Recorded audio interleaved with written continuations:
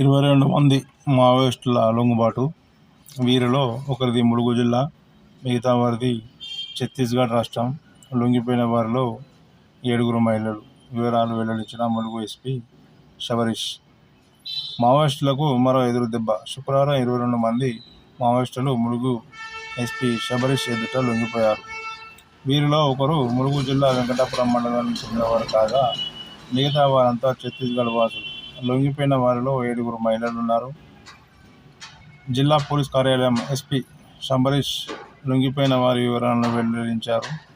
ఊరు కన్నా ఊరు మిన్న, మన ఊరికి తిరిగి రండి అనే కార్యక్రమానికి స్పందించి 22 మంది మావోయిస్టుల లొంగుబాటును ఎంచుకున్నట్లు తెలిపారు.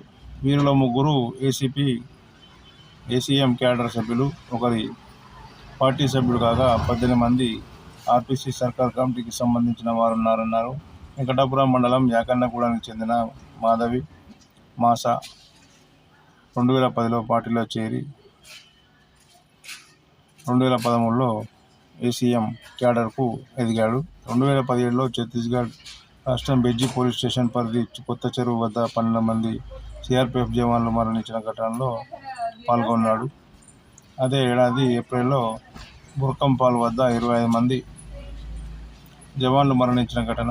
2021లో టేగుల వక్పూర్మా వద్ద పోలీసులపై దాడి చేసి 24 మంది డీఆర్జీ సీఆర్పీఎఫ్ జవాన్లకు హత్య చేసిన ఘటనలో కూడా పాల్గొన్నట్లు ఎస్పీ తెలిపారు.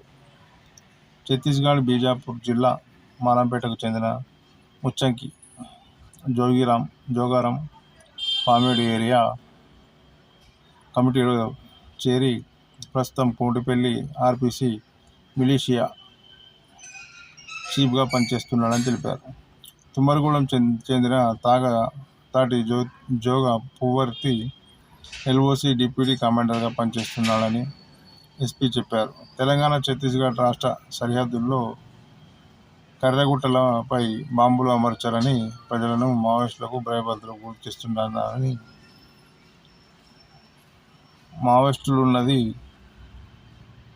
అర్థం లేని పోరాటమని, జీవన క్రియా ప్రశాంతిలో కలిస్తే ప్రభుత్వం ద్వారా పునఃప్రవేశం కల్పిస్తామన్నారు.